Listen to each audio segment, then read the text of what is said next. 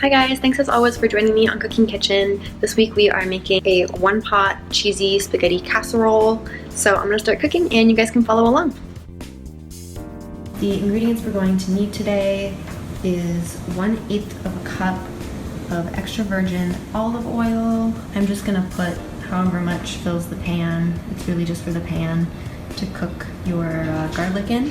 2 teaspoons of dried oregano and also 2 teaspoons of basil. We need 6 cloves of garlic, a jar of marinara sauce, 1 box of spaghetti, so like 450 grams, although I think that this isn't going to be enough spaghetti, so I'm gonna add just like a little bit more because it says it makes 6 servings and I can't imagine that this makes 6 servings, but we'll see.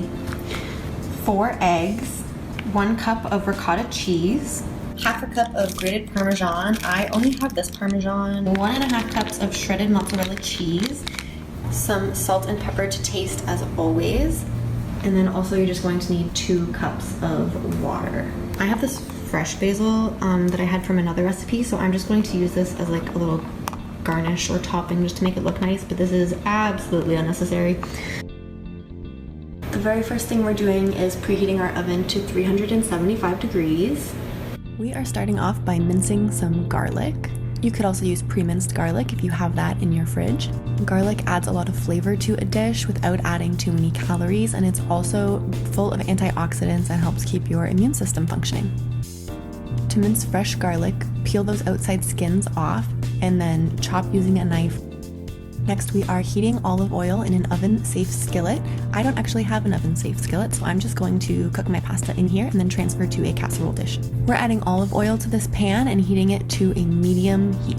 Once hot enough, we're going to add the garlic, followed by our oregano and our basil, and we're just going to stir that all around until it's nice and fragrant, which takes about 2 to 4 minutes. You just want to be careful not to burn your garlic.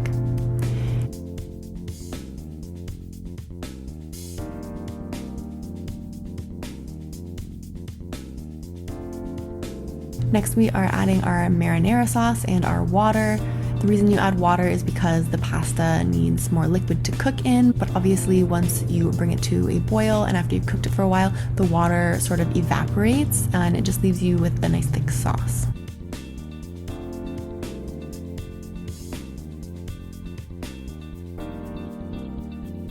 To cook the pasta, snap it in half. This just makes it easier to fit in your little skillet there. And then reduce the heat back to medium, making sure not to burn it.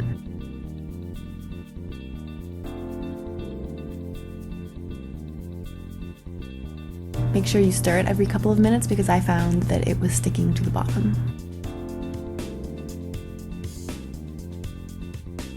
Next, we're going to prepare our ricotta mixture by mixing 1 cup of ricotta cheese.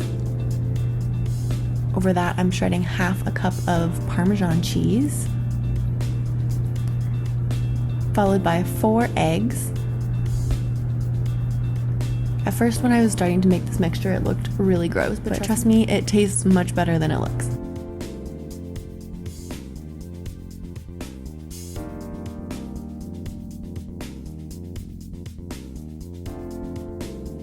Next, we are shredding 1.5 cups of mozzarella cheese into a small bowl. And here's how our pasta is looking. So now we can put our ricotta mixture into the pasta and stir it all up. This is where it starts to look a lot better. We're also going to add mozzarella. You can just add most of the mozzarella, save a little bit for the topping. And I'm transferring mine to a casserole dish because again, my skillet is not oven safe.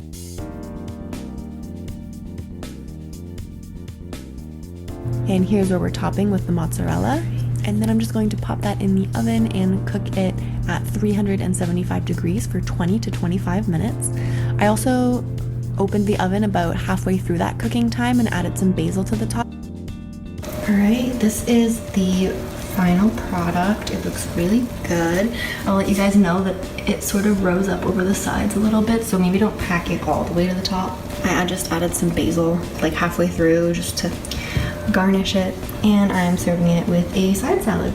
Also, I would like to take back my assumption that this wouldn't make 6 servings. This is definitely 6 servings, especially if you have a side salad with it, which I recommend because this is a very carby recipe. Delicious, I'm sure, but not the healthiest. And that's the end of this week's video. Thank you so much for watching. Bye!